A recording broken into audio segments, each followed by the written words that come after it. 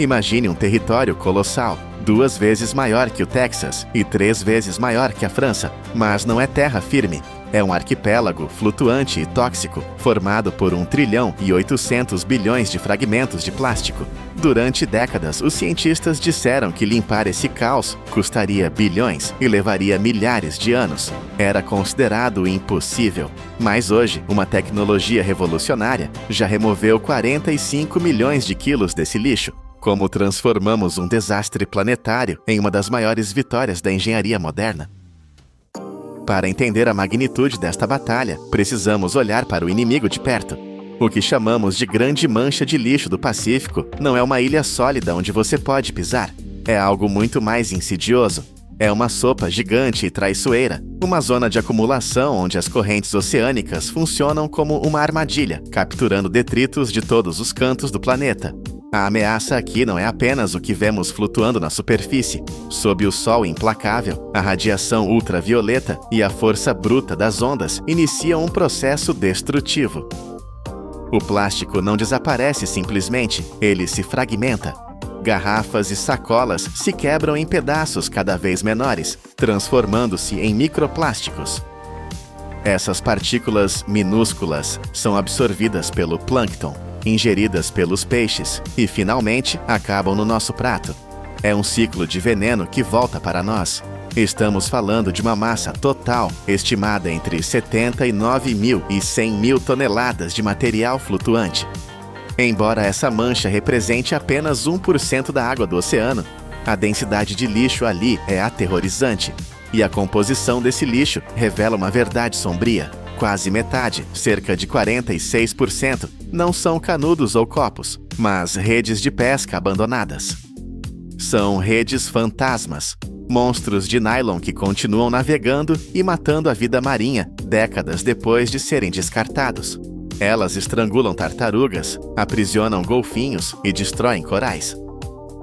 Cada ano que atrasamos a limpeza, o problema se torna exponencialmente mais difícil, pois o plástico se quebra em bilhões de pedaços menores, quase impossíveis de capturar. A física estava contra nós. A escala era grande demais. Os métodos tradicionais, como usar navios e redes de pesca para recolher o lixo, seriam inúteis, gastando mais combustível e dinheiro do que o problema que tentavam resolver. O mundo precisava de um milagre, ou melhor, de uma nova engenharia. Foi nesse cenário de desesperança que surgiu uma ideia que desafiava toda a lógica convencional. Tudo começou com um garoto holandês de 16 anos, Boyan Slat, durante um mergulho na Grécia. Ele esperava encontrar um paraíso subaquático, cardumes de peixes coloridos e recifes vibrantes. Em vez disso, o que ele viu foi uma distorção perturbadora da natureza. Havia mais sacolas plásticas flutuando ao seu redor do que peixes. Para a maioria das pessoas, isso seria apenas um momento triste de férias. Mas para Slat, tornou-se uma obsessão. Ele fez uma pergunta simples, quase ingênua. Por que não podemos simplesmente limpar isso? Os especialistas diziam que era impossível devido ao custo e à vastidão do oceano. Mas Slat não aceitou o não. Ele mergulhou nos dados, analisou a logística e percebeu algo brilhante. Em vez de caçar o plástico ativamente, gastando energia e combustível para percorrer milhões de quilômetros quadrados, por que não deixar o oceano trabalhar para nós? A ideia era usar as próprias forças da natureza, as correntes oceânicas, para concentrar o lixo. Se construíssemos barreiras flutuantes inteligentes e as posicionássemos estrategicamente, o movimento natural da água empurraria o plástico diretamente para os nossos braços. Era uma abordagem de jiu-jitsu ambiental, usar a força do oponente a seu favor. Slat abandonou a faculdade de engenharia aeroespacial, apostando todo o seu futuro nessa visão. Com apenas $300 no bolso, ele fundou a The Ocean Cleanup. A internet respondeu com uma força avassaladora. Sua palestra no TEDx viralizou e uma campanha de financiamento coletivo arrecadou mais de $2 milhões em 100 dias. Um recorde histórico. Pessoas de 160 países doaram, unidas pela esperança de ver o oceano limpo. Com o mundo assistindo, Slat fez uma promessa audaciosa: limpar metade da grande mancha de lixo em apenas 10 anos. A corrida havia começado. Mas o oceano é um ambiente brutal e implacável. Ele não se importa com boas intenções ou com financiamentos recordes. Ele testa o aço, o plástico e a vontade humana até o limite. Quando os primeiros protótipos reais foram lançados ao mar, a realidade atingiu a equipe com força total. O Sistema 001, apelidado de Wilson, foi lançado em 2018 com grande fanfarra. Era uma barreira flutuante gigante, projetada para curvar-se e capturar o lixo, mas falhou. O sistema não conseguia manter a velocidade correta. O plástico entrava na barreira e, frustrantemente, flutuava para fora novamente. Para piorar, o oceano quebrou a máquina. Uma seção de 18 metros se soltou devido à fadiga do material nas soldas, incapaz de suportar o castigo constante das ondas do Pacífico. O sistema teve que ser rebocado de volta ao porto, derrotado, tendo coletado apenas uma fração minúscula do lixo esperado. A mídia, antes eufórica, tornou-se crítica. Especialistas diziam: "Eu avisei." Parecia o fim do sonho. Mas na engenharia de ponta, o fracasso não é o fim. É apenas um dado cru. É uma lição dolorosa, mas necessária. A equipe não desistiu. Eles voltaram para a prancheta, analisaram cada falha e encontraram a peça que faltava no quebra-cabeça. O problema era a velocidade. A barreira precisava se mover mais devagar que o plástico para capturá-lo efetivamente. A solução foi adicionar uma âncora de paraquedas subaquática, uma âncora flutuante que criava arrasto e freava o sistema. Com essa modificação, nasceu o Sistema 001B e funcionou. Pela primeira vez na história, uma estrutura artificial conseguiu capturar e reter o plástico da Grande Mancha, desde redes de pesca gigantes até microplásticos minúsculos de apenas 1 milímetro. Foi a prova de conceito que o mundo esperava.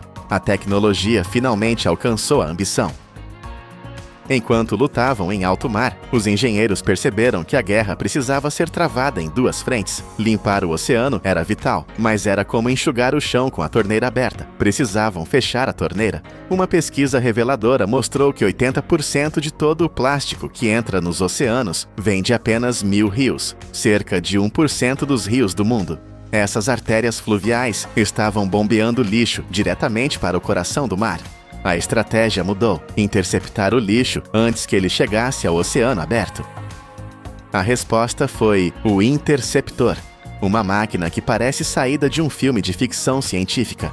O Interceptor é uma barreira autônoma, movida à energia solar, que funciona como uma goleira incansável nos rios mais poluídos do mundo. Ancorado no leito do rio, ele usa uma barreira flutuante longa para desviar o lixo da correnteza. O design é genial. A barreira não bloqueia a água nem atrapalha os peixes, mas guia garrafas, pneus e sacolas diretamente para a boca da máquina. Uma vez lá dentro, uma esteira rolante de aço inoxidável, robusta o suficiente para aguentar troncos e geladeiras velhas, levanta o lixo da água. Um computador de bordo distribui o lixo uniformemente em contêineres internos e avisa quando está cheio. É uma operação silenciosa, limpa e mortalmente eficiente. Um único interceptor pode extrair até 100 mil quilos de lixo por dia. Eles operam 24 horas por dia, 7 dias por semana, sem descanso, alimentados apenas pelo sol. Agora, em vez de perseguir o lixo disperso por quilômetros, a humanidade tinha uma maneira de pará-lo na fonte em escala industrial. Com a tecnologia comprovada nos rios e no oceano, chegou a hora de escalar, de deixar de ser um experimento e se tornar uma indústria de limpeza planetária. A partir de 2021, a The Ocean Cleanup lançou sistemas maiores, mais fortes e mais inteligentes.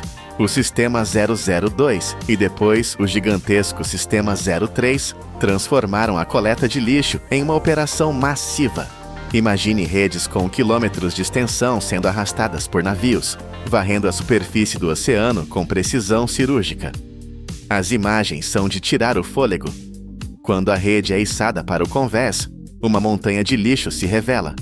São toneladas de redes emaranhadas, caixas, capacetes, brinquedos e garrafas que flutuavam há décadas. Em uma única operação, eles conseguiram retirar quase 1,5 milhão de quilos de lixo.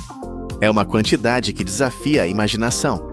Até o final de 2025, a organização já havia removido mais de 45 milhões de quilos de plástico dos ecossistemas aquáticos.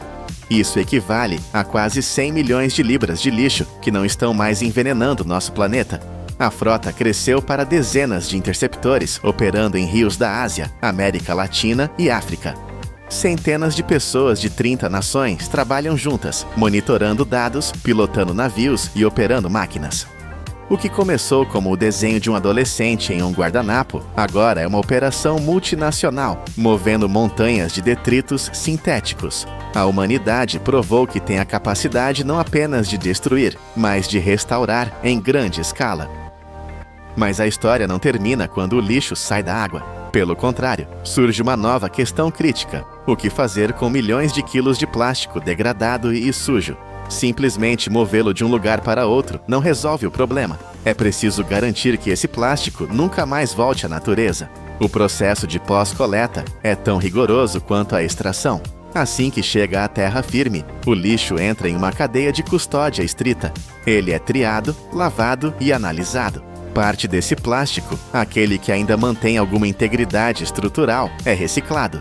E aqui a engenharia brilha novamente. O plástico retirado do meio da mancha de lixo foi transformado em produtos duráveis, como óculos de sol de alta qualidade. Ao comprar esses produtos, as pessoas financiam a limpeza de mais partes do oceano, criando um ciclo virtuoso. É a economia circular em sua forma mais pura. O lixo de ontem financia a limpeza de amanhã. No entanto, a realidade é dura. Cerca de 80% do material coletado está tão danificado pelo sol e pelo sal que não pode ser reciclado convencionalmente.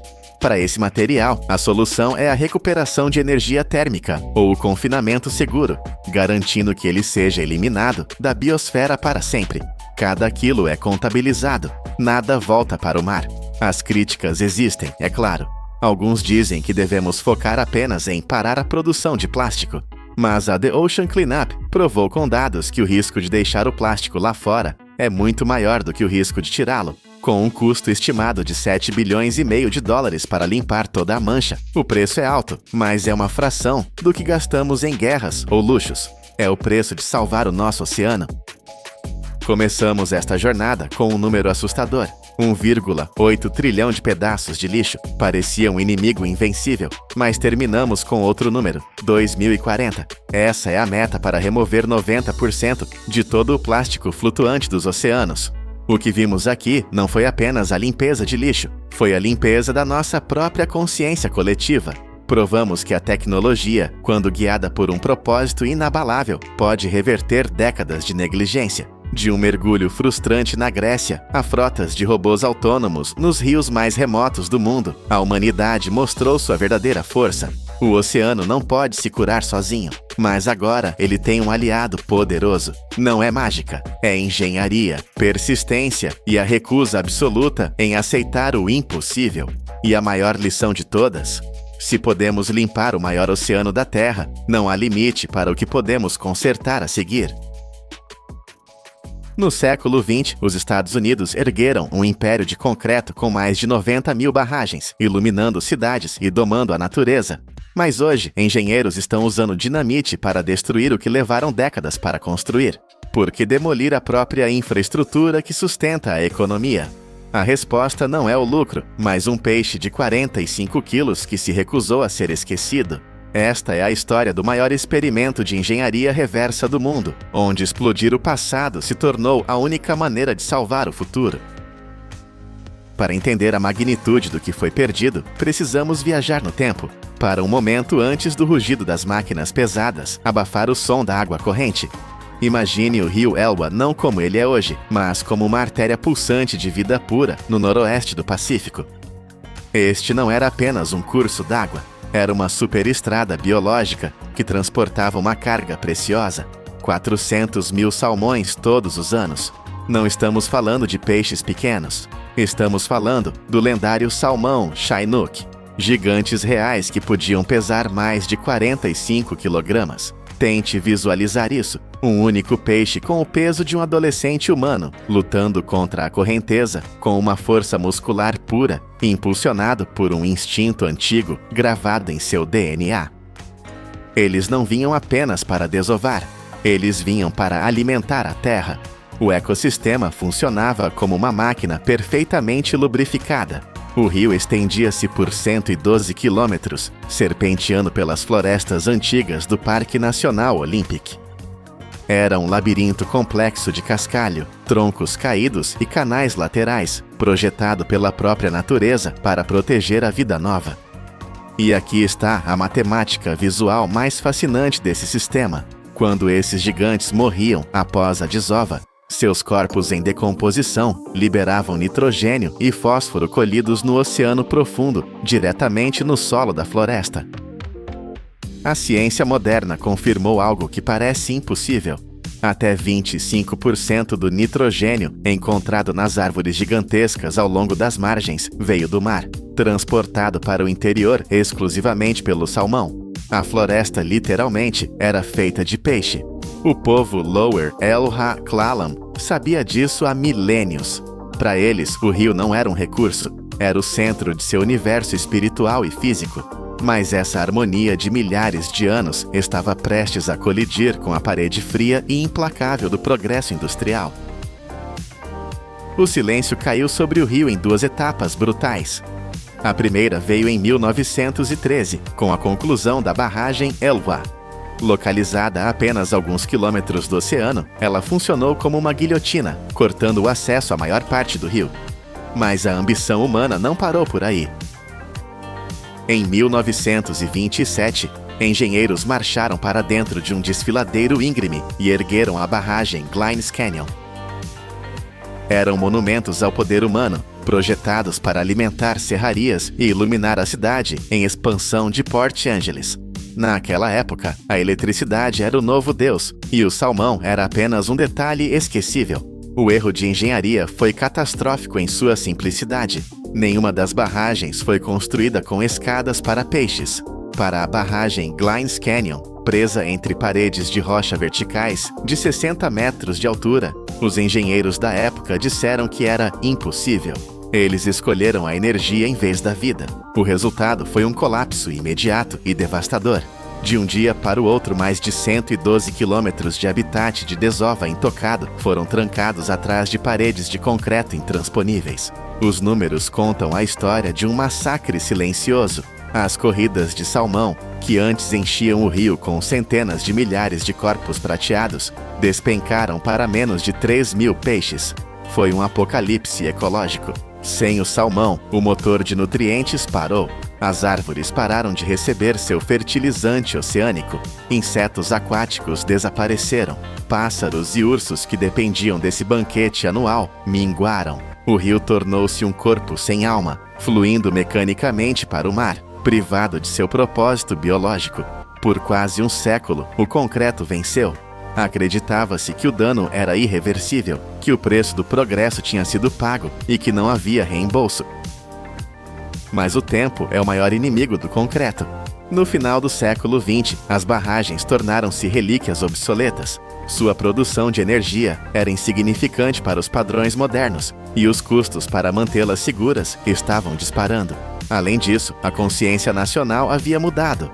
O local agora era parte de um parque nacional protegido. A América enfrentou uma escolha impossível: gastar milhões para remendar velhas estruturas inúteis, ou fazer algo que nunca tinha sido feito nessa escala: admitir o erro e demolir tudo. Em 1992, o Congresso aprovou a remoção. Mas dizer "vamos demolir" é fácil. Fazer isso é um pesadelo logístico e de engenharia. Você não pode simplesmente colocar dinamite na base e explodir tudo de uma vez. Havia uma bomba relógio escondida atrás daquelas paredes. 20 milhões de metros cúbicos de sedimentos. Areia, lodo, terra e detritos acumulados por 100 anos. Se as barragens fossem rompidas de repente, essa avalanche de lama desceria o rio como um tsunami de sufocamento, matando toda a vida restante até o oceano e destruindo o estuário. A demolição, iniciada em 2011, teve que ser uma cirurgia de precisão em escala industrial. Imagine escavadeiras hidráulicas gigantescas, empoleradas precariamente no topo de um abismo de concreto, martelando a estrutura centímetro por centímetro. Foi um processo lento, calculado e tenso. A água foi baixada em etapas rigorosamente controladas, permitindo que o rio levasse o sedimento gradualmente, digerindo um século de bloqueio pedaço por pedaço. Durante 3 anos, o vale ecoou com o som de britadeiras e o estrondo de concreto caindo. Foi a maior remoção de barragens da história dos Estados Unidos, um projeto que custou 325 milhões de dólares. O mundo assistiu, prendendo a respiração. A grande questão não era se as barragens cairiam, mas se o rio ainda estava vivo o suficiente para se lembrar do que costumava ser. O momento em que a última barreira caiu não foi marcado por discursos políticos, mas pelo som da água, rugindo livre pela primeira vez em 100 anos.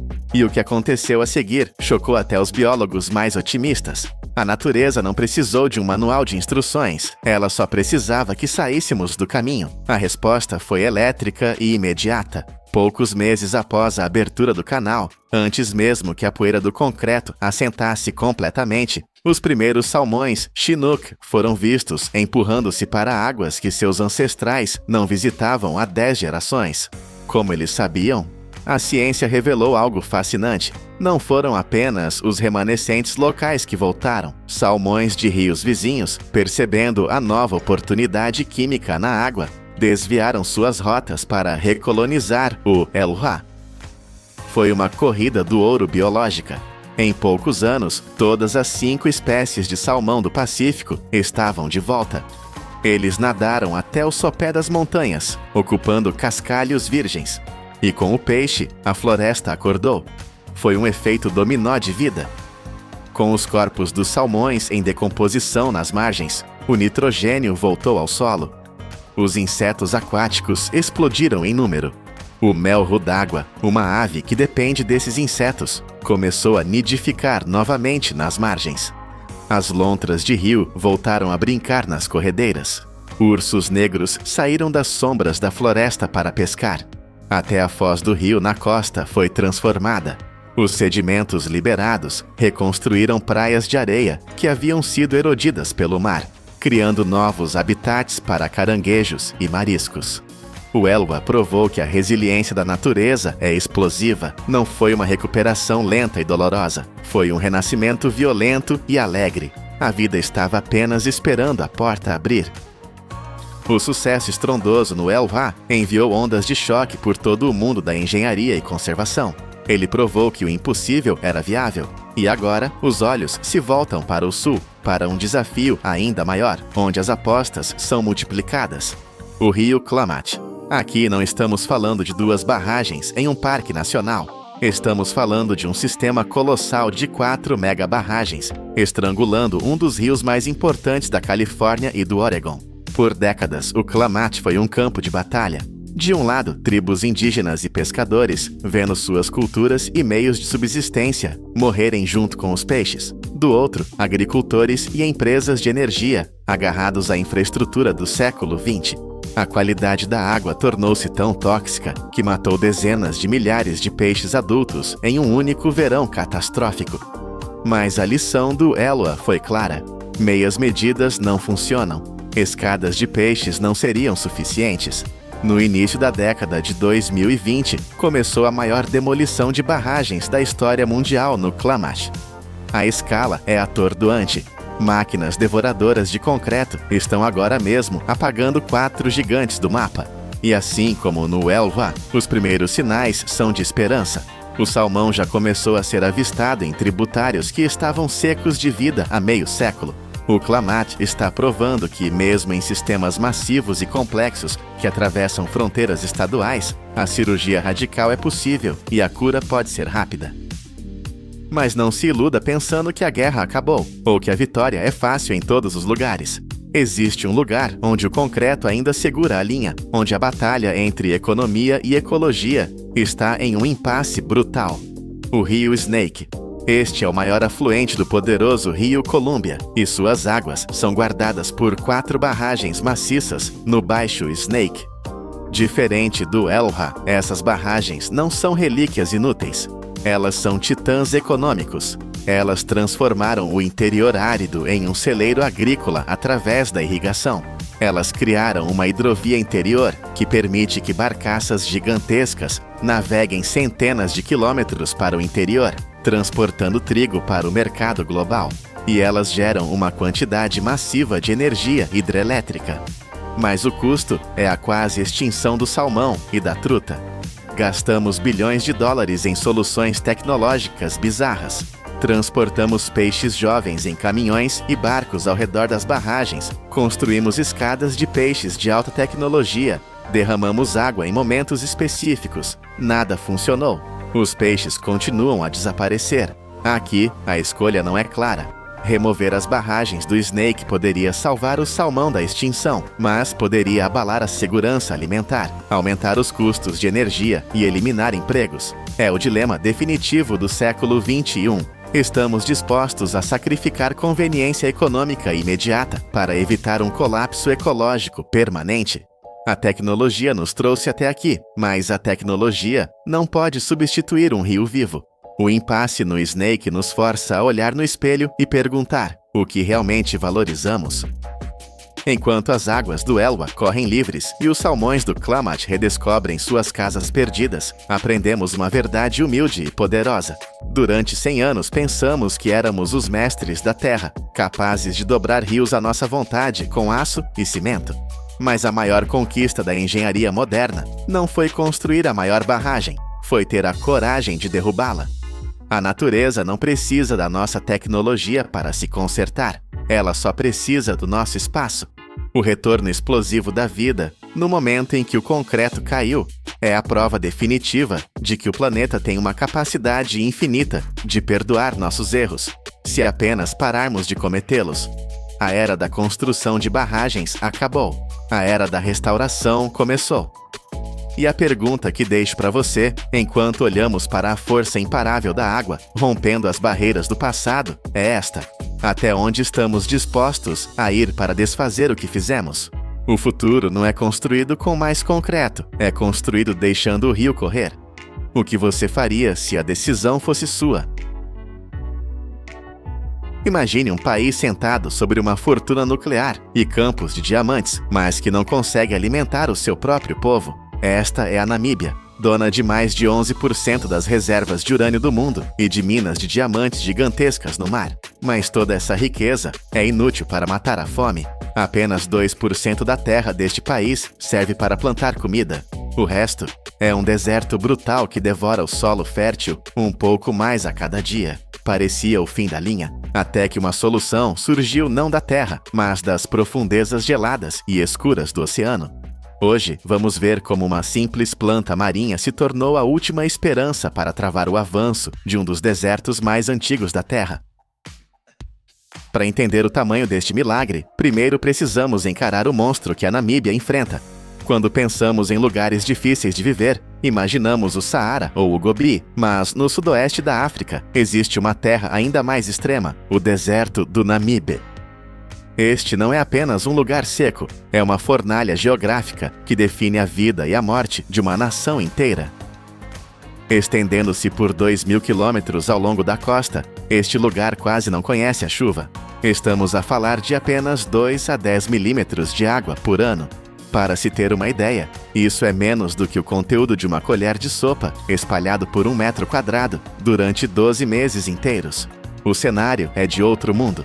Dunas de areia erguem-se como muralhas de 300 metros de altura. Durante o dia, o sol castiga a superfície com temperaturas acima de 45 graus Celsius. É um calor que cozinha a rocha, mas assim que o sol se põe, não há alívio. O termômetro despenca para menos de 10 graus. Este choque térmico diário destrói qualquer coisa que tente crescer. O Namibe é, sem dúvida, o deserto dos desertos. Nestas condições de pesadelo, a agricultura não é apenas difícil, é uma guerra perdida. Com apenas 2% do território com água suficiente para o cultivo, a Namíbia está encurralada. A maioria dos rios aqui são fantasmas, leitos secos e poeirentos que só vêm água após tempestades raríssimas, oferecendo zero valor para quem precisa de regar uma plantação. O problema é matemático e assustador. Hoje, a agricultura do país só consegue alimentar entre 25% a 40% da população. Mas o número de bocas para alimentar não para de crescer. A população aumenta 2% todos os anos.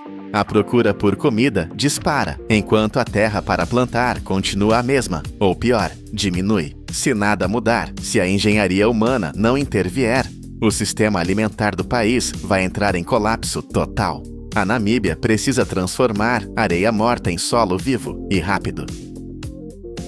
Mas a natureza adora paradoxos. Enquanto a terra queima sob o sol, logo ali, a poucos metros da costa, existe um dos ecossistemas mais ricos e produtivos do planeta, a fria corrente de Benguela. Esta corrente oceânica age como uma passadeira rolante gigante, trazendo minerais e nutrientes do fundo do mar para a superfície. E é nestas águas geladas que vive o herói improvável da nossa história, a alga gigante, conhecida pela ciência como Macrocystis pyrifera. Esqueça a imagem de uma planta frágil a flutuar na maré. A alga gigante é uma máquina biológica de crescimento.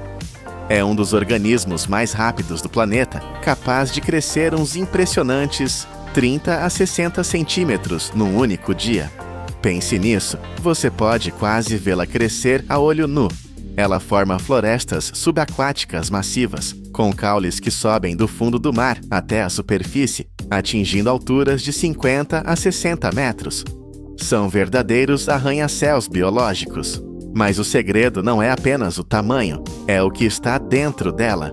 Esta alga é uma esponja de nutrientes. Ela suga da água mais de 60 minerais diferentes, aminoácidos e compostos que estimulam a vida. Ela é rica em potássio, cálcio e elementos raros que o solo seco da Namíbia desesperadamente precisa. Basicamente, a corrente fria de Benguela entrega um buffet ilimitado de comida, e a alga empacota tudo isso na sua estrutura. Quando colhida e processada, ela deixa de ser apenas uma planta do mar para se tornar um supercombustível para a terra. É uma fonte de recursos renovável e quase infinita, crescendo bem ao lado de um país faminto. Saber que o recurso existe é uma coisa, extraí-lo em escala industrial é outra completamente diferente. Quando a ideia de cultivar florestas no oceano para salvar o deserto foi proposta, muitos acharam que era loucura. Mas hoje, ao largo da cidade de Lüderitz, a loucura tornou-se uma operação de engenharia de alta precisão. A empresa Kelp Blue instalou o que é considerado o primeiro modelo industrial de cultivo de algas em toda a África. Não imagine pescadores com redes simples. Isto é agricultura de alta tecnologia em alto mar. Eles usam um sistema de âncoras e linhas submersas que criam uma grelha estável debaixo de água.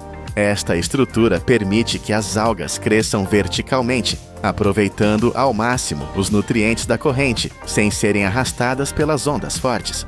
A escala é ambiciosa. Em 2024, já existiam mais de 30 hectares destas fazendas azuis, com planos para expandir para 6.400 hectares. A colheita é feita com a precisão de um cirurgião. Semanalmente, navios especiais e mergulhadores monitorizam o crescimento. Eles não arrancam a planta inteira, isso destruiria a floresta. Em vez disso, eles apenas cortam a parte superior, a copa da alga, como se estivessem a podar uma árvore. Isso garante que o ecossistema continue vivo e a crescer para a próxima colheita. A logística é uma corrida contra o tempo. Assim que a alga sai da água fria, ela começa a decompor-se. Por isso, precisa de ser transportada para a terra no mesmo dia. Na fábrica em Lüderitz, a transformação começa. A alga é lavada, moída até virar uma pasta e entra num sistema de fermentação biológica. Aqui, a engenharia química assume o comando, separando a alga em produtos valiosos, bioestimulantes para plantas e compostos para reviver o solo. O que era uma alga gigante e viscosa transforma-se num líquido verde, um elixir tecnológico pronto para ser injetado nas veias da terra seca. O momento da verdade acontece quando este líquido toca o solo implacável da Namíbia, e os resultados parecem desafiar as leis da natureza. Quando os agricultores começaram a aplicar o fertilizante de algas, terras que estavam rachadas e mortas pela seca começaram a mudar. O solo pálido e duro como pedra tornou-se mais escuro, solto e, o mais importante, começou a reter água como uma esponja. Não é apenas uma questão de nutrir a planta, é sobre reconstruir a casa onde a planta vive. Após apenas 2 ou 3 estações de uso, as fazendas experimentais registraram aumentos de colheita que variam de 25% a mais de 60%. Culturas como milho e milheto, que antes lutavam para sobreviver aqui, agora crescem fortes e estáveis. Mesmo em anos onde a chuva falha quase totalmente, as plantas tratadas com algas resistem e sobrevivem, o que é um milagre num lugar onde a água é ouro. Mas a transformação vai mais fundo. A vida microscópica voltou. As minhocas reapareceram. A atividade de micróbios no solo disparou. O solo foi literalmente ressuscitado. E para os agricultores, isto significa liberdade econômica. Eles reduziram a dependência de fertilizantes químicos caros importados, cortando os custos de produção entre 30% e 50%. A alga não trouxe apenas comida, trouxe independência. A revolução das algas não se limita a salvar o solo da Namíbia. Do outro lado do continente, no Quênia e na Tanzânia, esta planta está a salvar comunidades inteiras da pobreza. Aqui, o impacto é humano e massivo. Na Tanzânia, as algas tornaram-se o 3º maior produto de exportação do país, superando quase tudo o resto que sai do mar. Imagine 25 mil agricultores, a maioria mulheres, que encontraram no mar o sustento que a terra já não lhes dava. Aldeias costeiras que antes dependiam de uma pesca incerta, agora transformaram-se em centros de processamento. No Quênia, em lugares como Kibuyuni, onde a seca destruiu a agricultura tradicional, as algas trouxeram uma nova vida. O que começou com algumas cordas na água no início dos anos 2000 cresceu para uma indústria que exporta para a China, França e Estados Unidos. Famílias que antes lutavam para ganhar alguns dólares agora geram receitas de dezenas de milhares, criando sabonetes, shampoos e produtos alimentares. O mais incrível é que nem o Quênia nem a Tanzânia têm boas condições para a agricultura tradicional. Mas com as algas, eles não precisam de solo fértil nem de água doce. Eles só precisam do oceano e do sol. É uma indústria que transforma nada em tudo. Mas as ambições desta indústria vão muito além da comida. Estamos a olhar para um futuro onde a alga pode substituir o plástico. Cientistas na Austrália e na Alemanha já criaram revestimentos a partir de extratos de algas, que são resistentes à água, ao calor e ao óleo, tal como o plástico derivado do petróleo. A diferença? Este material desaparece na natureza sem deixar rastro. Imagine um mundo onde a embalagem do seu hambúrguer é feita de algas e se dissolve no jardim em vez de ficar 1000 anos num aterro. Além disso, estas florestas subaquáticas funcionam como pulmões gigantes para o planeta. Tal como as florestas na Terra, o kelp absorve dióxido de carbono e cria refúgios para a vida marinha. É um corredor ecológico que beneficia todo o oceano. No entanto, como qualquer grande inovação, esta também enfrenta ceticismo. Nos Estados Unidos e na Europa, o debate aquece. Especialistas questionam se as florestas de algas realmente armazenam carbono para sempre no fundo do mar, ou se ele volta para a atmosfera quando a planta morre e se decompõe. Será uma solução real para o clima ou apenas uma jogada de marketing para vender créditos de carbono? É uma pergunta válida. Mas para a Namíbia, a resposta é simples e prática. Enquanto os cientistas debatem em salas com ar-condicionado, as algas já estão a trabalhar. Elas estão a dar empregos, a limpar o oceano e, o mais vital, a transformar areia morta em campos de milho. A teoria pode ser discutível, mas a espiga de milho na mão de um agricultor é real. Das dunas escaldantes do Namibe que tocam o céu, até as águas escuras e geladas da corrente de Benguela. A Namíbia, um país com apenas 2% de terra viva, encontrou a sua salvação nos 98% de oceano que ninguém olhava. A alga gigante provou ser mais do que uma planta viscosa. É uma peça de engenharia natural capaz de desafiar o deserto. Esta história ensina-nos uma lição poderosa. Mesmo quando parece que os recursos acabaram e a terra está exausta, a natureza oferece uma saída, muitas vezes no lugar mais inesperado.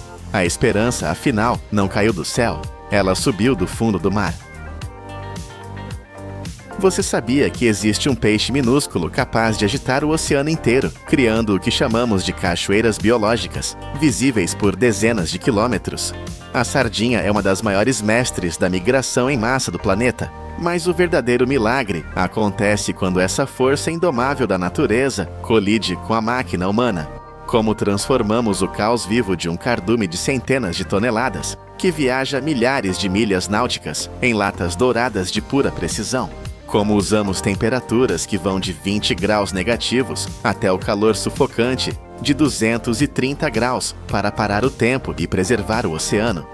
Hoje, vamos revelar a jornada extraordinária por trás de cada lata. Nossa jornada começa longe da segurança da terra firme. Estamos na vastidão escura do Oceano Atlântico, onde a caça moderna se parece mais com uma operação militar de alta precisão do que com uma pescaria tradicional. Aqui, no meio da noite, a escuridão é quebrada por algo espetacular. Frotas especializadas ativam dezenas de holofotes de alta intensidade. De repente, a superfície negra do mar se transforma em um palco iluminado por sóis artificiais. Não é apenas para ver melhor, é uma armadilha biológica.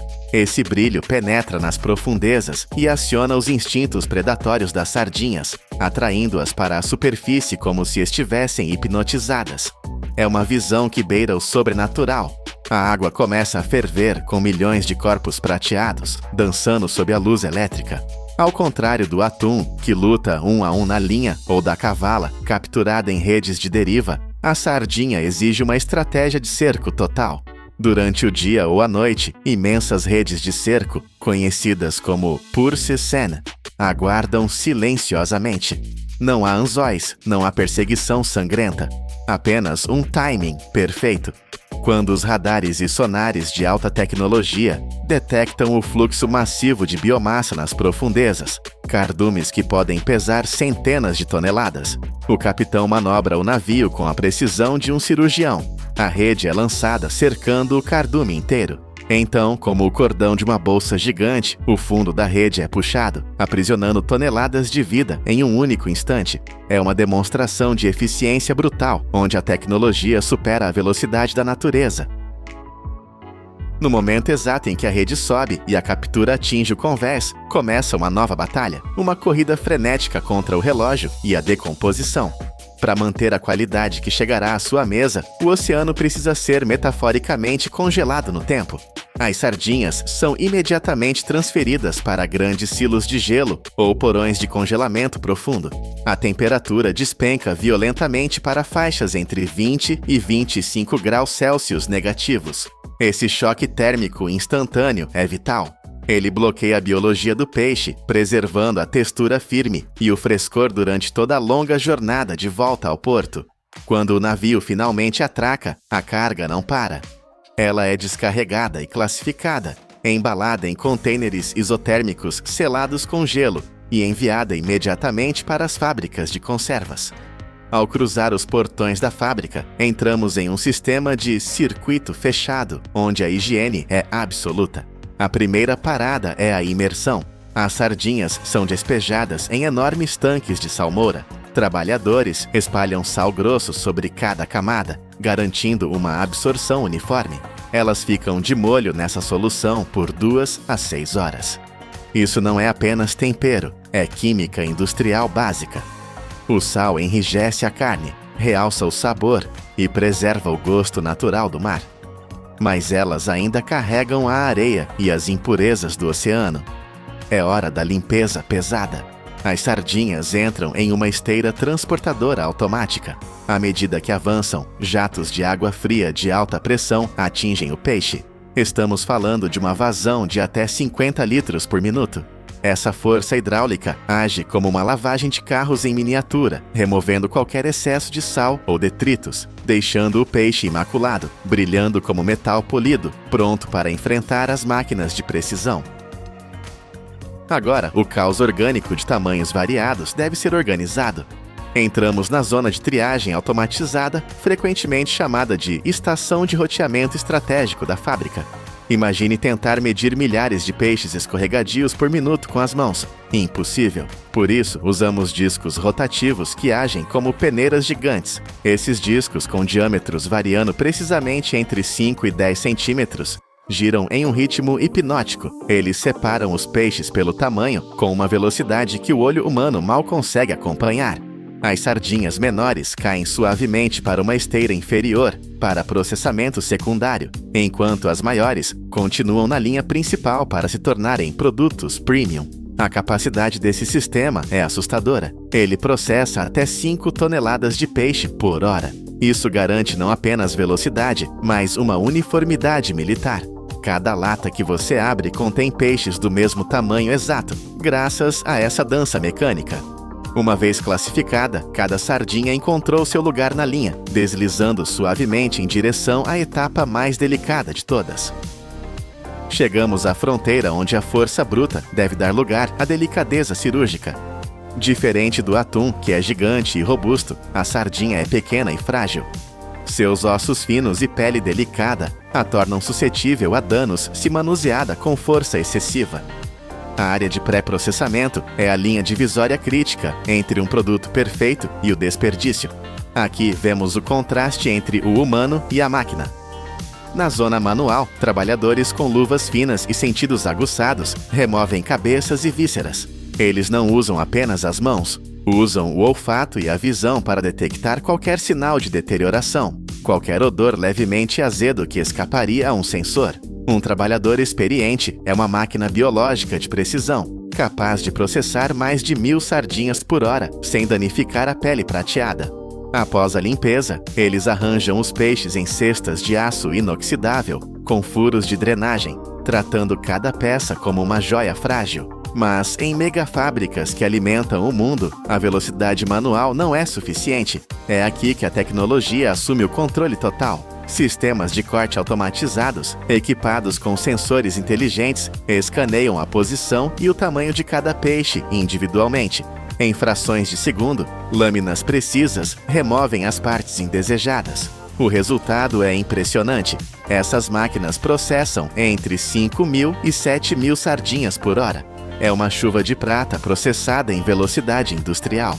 Depois do corte, os cestos cheios passam por um último enxágue. Sprays de água fria envolvem cada peixe, lavando qualquer impureza restante e garantindo que a estrutura delicada esteja pronta para ser eternizada em metal. Com o peixe limpo e brilhante, entramos na fase de alquimia, onde ingredientes simples se tornam um produto global. A sardinha precisa ser colocada em sua armadura final, a lata de estanho. Trabalhadores habilidosos ou braços robóticos realizam essa tarefa com uma coreografia fluida. Na linha manual, mãos rápidas posicionam cada peixe para garantir que a quantidade e o tamanho sejam idênticos em cada recipiente, completando de 30 a 40 latas por minuto. Nas linhas automáticas, a produtividade dispara, mantendo a consistência que o consumidor espera. Mas uma lata de sardinha não é apenas peixe, é uma receita. Para realçar o sabor, adicionamos toques da natureza. Fatias finas de cenoura, folhas de louro ou grãos de pimenta verde são depositados em cada lata, criando um equilíbrio visual e gustativo. Em seguida, uma máquina de enchimento automatizada derrama suavemente entre 100 e 150 mililitros de água filtrada. Essa água é crucial. Ela mantém a umidade correta para o inferno de calor que está por vir. Agora, preparem-se para o calor. As latas entram no estágio de vaporização. Elas são engolidas por vaporizadores industriais, mantidos a 230 graus Celsius. Durante 30 minutos, o peixe é cozido e esterilizado. É um ambiente hostil para qualquer bactéria, mas perfeito para a preservação. Como a sardinha é um peixe que se alimenta de plâncton e vive pouco, ela quase não acumula mercúrio, o que permite que esse processo foque puramente em travar o frescor. Assim que saem desse forno a vapor, as latas precisam esfriar e estabilizar. Só então entra o ingrediente que transforma tudo, o azeite. O sistema automatizado despeja cerca de 20 a 30 mililitros de azeite de oliva extra virgem em cada lata. O líquido dourado cobre o peixe, penetrando na carne e enriquecendo o sabor. Graças ao cozimento intenso, os ossos da sardinha tornam-se macios e comestíveis, ricos em cálcio, permitindo que o peixe seja embalado inteiro. É a fusão perfeita de nutrição e engenharia de alimentos. Estamos na reta final, mas os padrões de segurança exigem mais um teste extremo. Primeiro, a lata precisa ser selada contra o mundo exterior. O sistema de selagem a vácuo remove todo o ar de dentro e fecha a tampa hermeticamente. Sem ar, não há oxidação, não há degradação. O frescor está trancado lá dentro. Mas a lata agora está oleosa por fora. Ela passa por um banho de água limpa a 4 graus Celsius. O frio lava o óleo externo sem danificar a integridade da lata. Trabalhadores ou máquinas secam cada unidade até que estejam imaculadas. E agora, o golpe final de segurança, a esterilização por autoclave. As latas entram em uma câmara de alta pressão, onde a temperatura sobe para 120 graus Celsius, ou 248 graus Fahrenheit. Elas ficam lá por 30 minutos. Nada nocivo sobrevive a isso. É a garantia absoluta de que esse alimento pode viajar pelo mundo e ficar na prateleira por anos sem estragar. Finalmente as latas saem, esfriam e seguem para a linha de embalagem. Elas são colocadas em caixas de papelão, tipicamente 24 por caixa, e transferidas para armazéns frios, mantidos a 32 graus Fahrenheit. O ciclo está completo. Ao deixarmos para trás as linhas de aço frio e o ritmo frenético da fábrica, vale a pena olhar para trás. Começamos no oceano escuro, com cardumes de milhões de peixes se movendo como uma única entidade caótica, perseguidos por tubarões e baleias. Vimos essa força da natureza ser capturada pela luz, congelada pelo gelo, limpa pela água e preservada pelo fogo. De Portugal, a fábrica de sardinhas do mundo, exportando para mais de 45 países, aos Estados Unidos, que gastam 50 milhões de dólares anualmente importando essa pequena maravilha. O que temos em mãos não é apenas uma lata de comida barata, é um triunfo da logística. É a prova de que a humanidade pode pegar a imprevisibilidade do oceano e transformá-la em um recurso estável, seguro e global. Da próxima vez que você abrir uma lata e ver aquele brilho prateado sob o óleo dourado, lembre-se da jornada épica que ela fez, das profundezas do Atlântico até a palma da sua mão. Isso é o poder da indústria. Imagine um líquido branco que estraga em poucos dias se ficar fora da geladeira. Agora, imagine pegar milhões de litros desse líquido, lançá-lo dentro de um tornado de calor a 200 graus Celsius e transformá-lo em segundos em uma poeira capaz de durar anos. Como é possível remover toda a água sem cozinhar o leite? Bem-vindos ao interior de uma mega fábrica, onde a engenharia luta contra o tempo para transformar a natureza em pó. A jornada começa muito antes das máquinas gigantes serem ligadas. Começa no campo, em uma corrida contra um inimigo invisível e mortal, o tempo. O leite é 87% água, um ambiente perfeito para bactérias se multiplicarem. Assim que sai da vaca, o relógio biológico começa a contar. Para vencer essa guerra, a primeira arma é o frio. Imediatamente após a ordenha, o líquido é resfriado a 4 graus Celsius. Não é apenas frio, é a temperatura exata para colocar a biologia em hibernação. Mas o desafio real é mover esse oceano branco. Imagine uma frota de caminhões-tanque, verdadeiros cofres de aço inoxidável sobre rodas, cruzando as estradas. Cada um deles funciona como uma garrafa térmica gigante, blindada contra o calor do sol, transportando dezenas de milhares de litros de fazendas distantes até o coração da indústria. Quando esses gigantes de metal chegam aos portões da fábrica, a tensão aumenta. Eles não podem simplesmente descarregar. Aqui, a segurança é paranoica. Antes de qualquer mangueira ser conectada, uma equipe de elite entra em ação. Técnicos de laboratório, vestindo jalecos brancos imaculados, extraem amostras de cada tanque. Em minutos, eles realizam uma bateria de testes que determinaria o destino de toneladas de produto. Eles buscam intrusos microscópicos, salmonela, listeria, qualquer sinal de contaminação. Eles medem a gordura e a proteína com precisão decimal. Se um único indicador estiver fora do padrão, todo o caminhão, valendo milhares de dólares, é rejeitado na hora. Não existe quase bom nesta indústria. Somente quando o computador dá o sinal verde é que as válvulas se abrem e o leite é bombeado para dentro, entrando em um sistema de tubos de aço, onde nunca mais verá a luz do dia, nem será tocado por mãos humanas. Agora que o leite está dentro da fortaleza de aço, ele precisa ser preparado. A primeira etapa é um ato de violência controlada chamado pasteurização. O objetivo é simples: matar qualquer bactéria nociva sem destruir o sabor, mas fazer isso requer um domínio absoluto da temperatura. O leite flui para dentro de trocadores de calor, um labirinto de placas metálicas finíssimas. Em questão de segundos, o líquido que estava gelado é disparado para 72 graus Celsius. É um calor intenso, suficiente para queimar a pele, mas calculado para ser fatal apenas para os micróbios. O segredo aqui é a velocidade. O leite suporta esse inferno térmico por exatos 15 segundos. Se ficar mais tempo, ele cozinha e perde os nutrientes. Se ficar menos, não é seguro. É um equilíbrio na lâmina de uma faca. E então, tão rápido quanto subiu, a temperatura é derrubada. O sistema força o resfriamento imediato de volta para menos de 5 graus. Esse choque térmico brutal garante que o leite que segue adiante é estéril, seguro e ainda fresco. Sensores digitais monitoram cada gota. Se a temperatura variar meio grau que seja, o fluxo para automaticamente. Nada escapa ao olhar eletrônico da fábrica. O que temos agora é um líquido seguro, mas ainda é apenas leite cru. Para transformá-lo em um produto industrial perfeito, precisamos desmontá-lo peça por peça. Na natureza, o leite varia. No verão, a gordura muda. No inverno, a proteína altera. Mas a indústria não aceita variações. Cada colher de pó deve ser idêntica à anterior.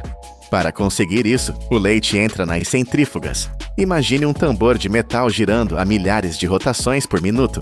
A força gerada aqui é colossal, muitas vezes maior que a gravidade da Terra.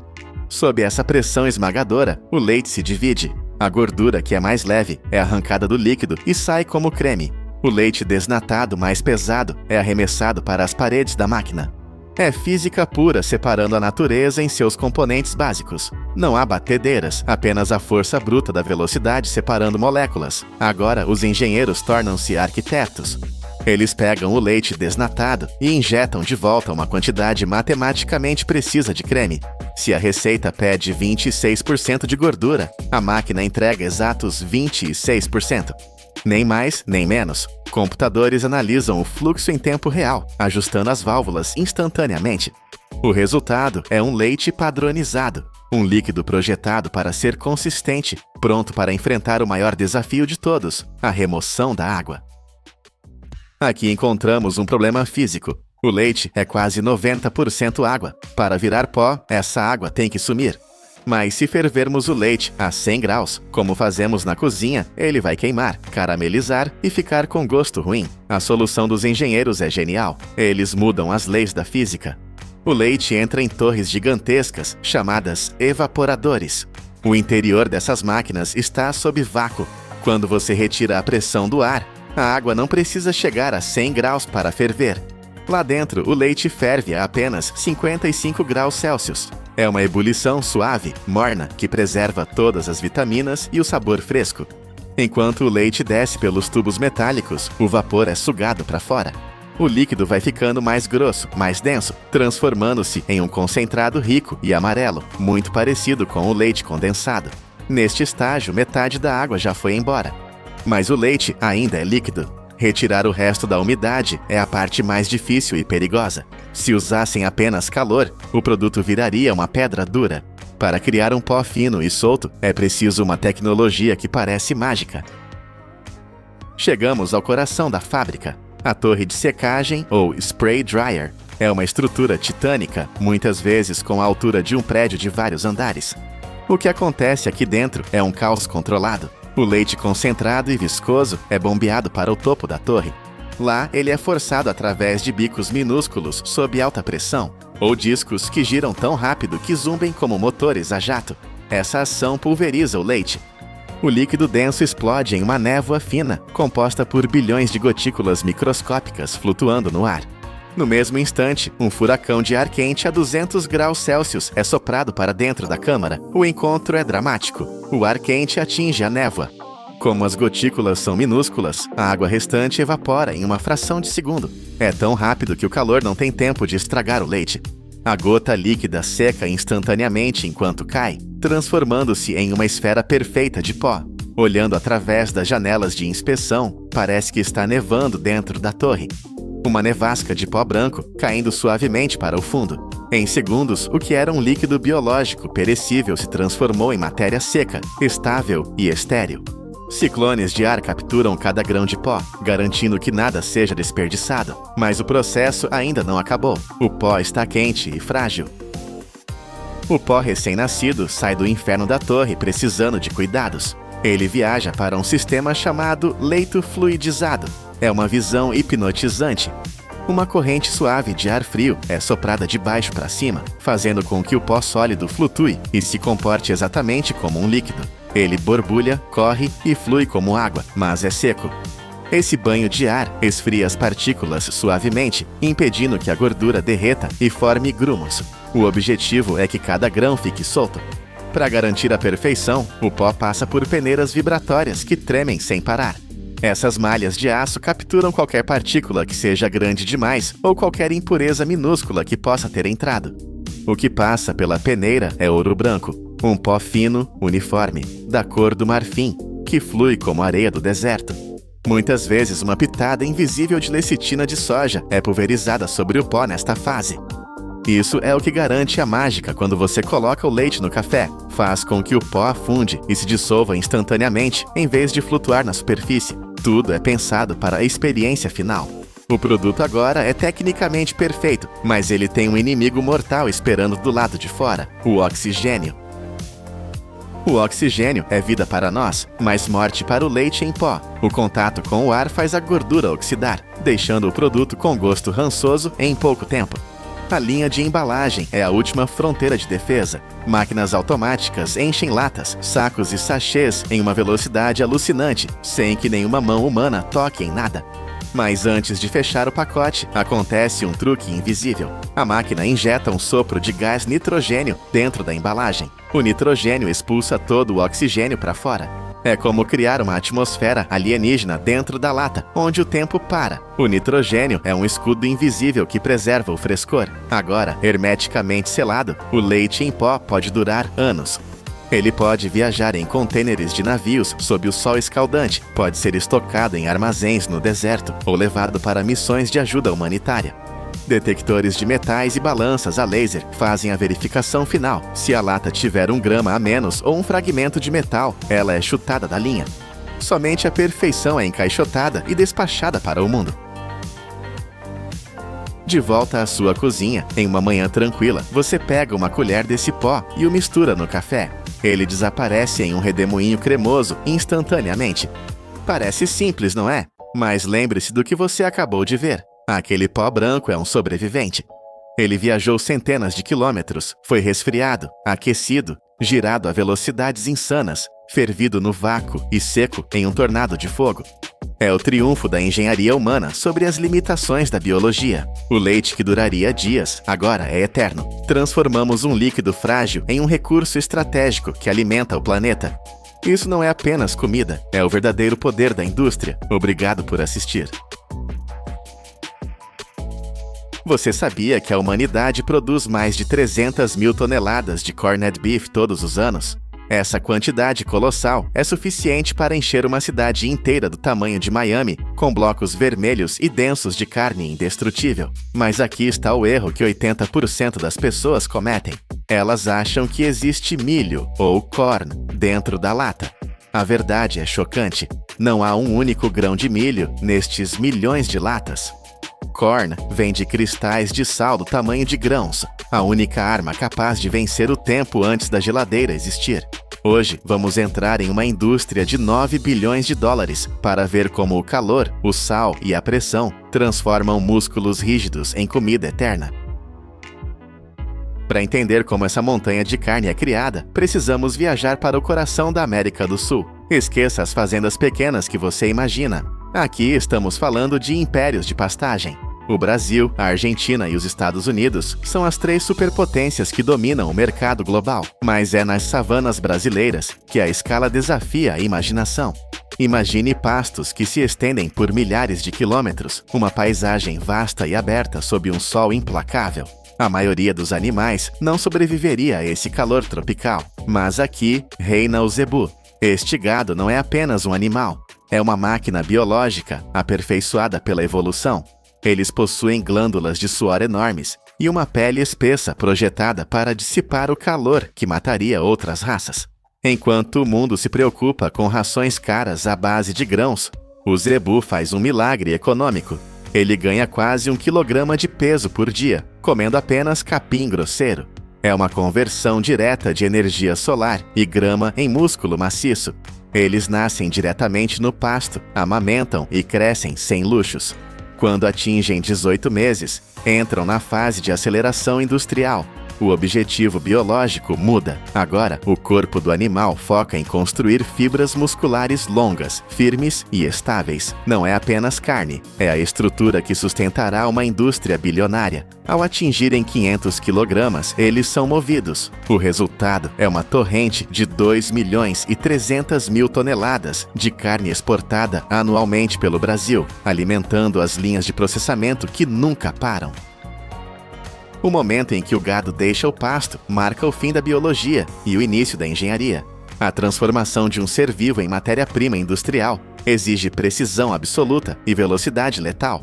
No início da linha, a prioridade é desligar o sistema. O animal é contido e, com a precisão de um cirurgião, uma pistola de dardo cativo dispara no centro exato da testa. Não há barulho de pólvora, apenas o som seco da mecânica. O disparo interrompe a atividade nervosa instantaneamente. O animal perde a consciência antes de sentir dor. É um fim humano para garantir uma qualidade industrial. Depois que o couro e os órgãos são removidos, o que resta é uma carcaça de centenas de quilogramas pendurada em trilhos de aço. Agora, observe a violência controlada das máquinas. Serras de fita industriais, rugindo a 3.000 rotações por minuto, descem sobre a espinha dorsal. O som é ensurdecedor, mas o corte é silencioso em sua perfeição. A lâmina atravessa o osso mais duro do corpo, como se fosse manteiga, guiada por lasers ou mãos experientes ao longo do eixo espinhal. Em segundos, a carcaça se abre em 2 metades simétricas. Não é apenas estética, é eficiência térmica. Essa divisão permite que o frio penetre nos ossos mais rápido, preparando a carne para o desmembramento cirúrgico que virá a seguir. Dentro da fábrica, nem toda a carne tem o mesmo destino. Para o corned beef, os engenheiros de alimentos buscam uma peça específica, uma peça que muitos considerariam dura demais para um bife de luxo, o peito ou brisket. 70% de cada lata que você vê na prateleira vem dessa região frontal do animal. Pense na física disso. O animal passa a vida inteira em pé. Os músculos do peito sustentam centenas de quilos contra a gravidade, dia e noite. Esse esforço constante cria fibras grossas, resistentes e entrelaçadas com gordura. É uma carne construída para o trabalho pesado. A outra parte vem das pernas traseiras, ricas em colágeno. O colágeno é o cimento da natureza. Em sua forma crua, é duro e borrachudo. Mas os produtores sabem que, sob o calor certo, esse tecido conjuntivo se transformará na gelatina, que dá ao corned beef sua textura famosa. Nas mesas de corte, açougueiros de elite trabalham em um ritmo frenético. Eles não precisam olhar 2 vezes. Eles sentem a direção das fibras e a elasticidade da carne através de suas luvas de malha de aço. É um balé sangrento, onde a anatomia é desmontada peça por peça, separando o que será bife de luxo do que será a base da nossa lata indestrutível. Agora, a carne entra na fase que lhe dá o nome. Se deixássemos esses blocos de músculo ao ar livre, eles apodreceriam em dias. Para vencer a morte celular, usamos o sal. Mas a imersão tradicional em tanques de salmoura é lenta demais para o mundo moderno. O sal demoraria dias para penetrar no centro de um pedaço grosso de peito. A indústria não tem esse tempo. A solução é a injeção de alta pressão. Imagine uma máquina que parece um instrumento de tortura futurista, equipada com centenas de agulhas de aço inoxidável. Cada agulha tem apenas 1,2 milímetros de espessura. Elas descem sobre a carne com força hidráulica, perfurando profundamente o tecido muscular.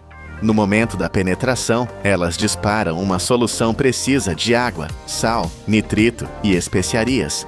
É uma transfusão industrial. O nitrito é a chave. Ele trava a cor vermelha da carne, impedindo que ela fique cinza, e cria uma barreira química contra bactérias mortais. O que a natureza levaria uma semana para fazer por osmose, essas máquinas fazem em horas. Cada pedaço de carne sai pesando 10 a 12% a mais, inchado com a salmoura que garantirá sua imortalidade. Com a química definida, é hora de aplicar a termodinâmica.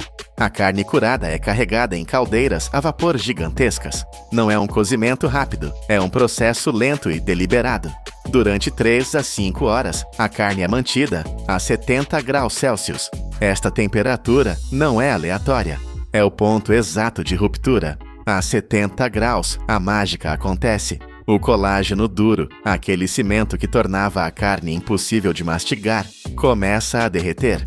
Ele se converte em gelatina líquida, untando as fibras musculares de dentro para fora. Quando a carne sai das caldeiras, ela já não é mais aquele músculo rígido que sustentava o boi. Ela está macia, mas ainda precisa de textura.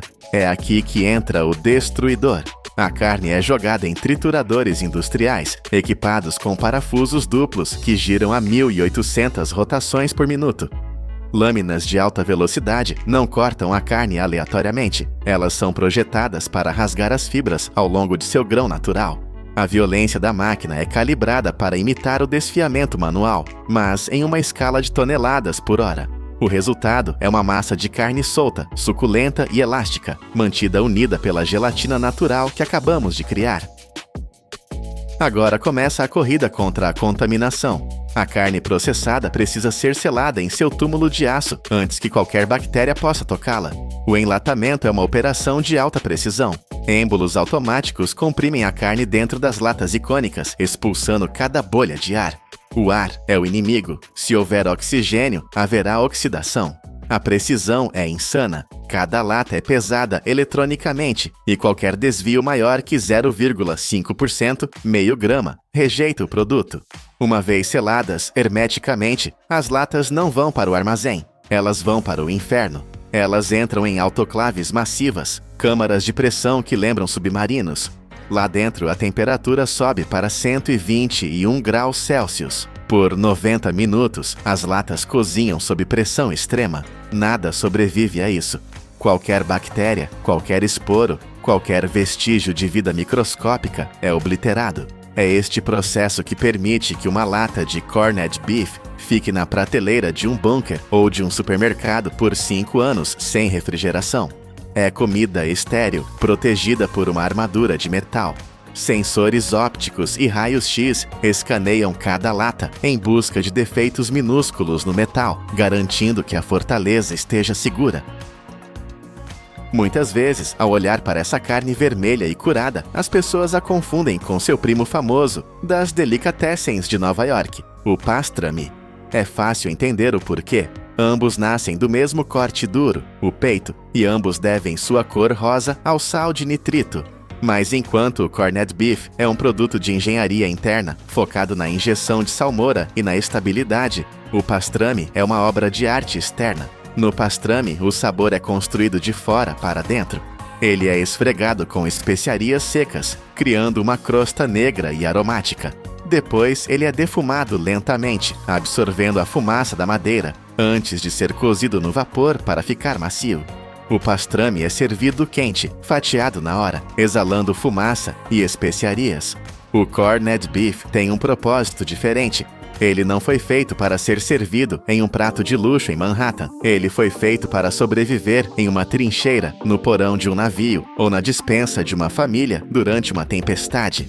Ele é a espinha dorsal da indústria de carne enlatada, projetado para durar quando tudo mais falha. Começamos com um mito sobre milho e terminamos com uma realidade de aço e sal. O que sai dessas fábricas não é apenas um produto de conveniência, é o triunfo da técnica sobre a biologia. Pegamos 300 mil toneladas de músculo perecível, vindo de gado que pastava sob o sol escaldante do Brasil, e o transformamos em tijolos de energia que podem durar meia década. Da próxima vez que você puxar o anel de metal e ouvir o som do vácuo sendo quebrado, lembre-se do que foi necessário para colocar aquela carne ali. Quilômetros de pasto, serras de 3.000 rotações, agulhas de precisão e o calor de 120 graus. É mais do que comida. É uma bateria de calorias, carregada pela indústria, pronta para ser usada quando o mundo precisar.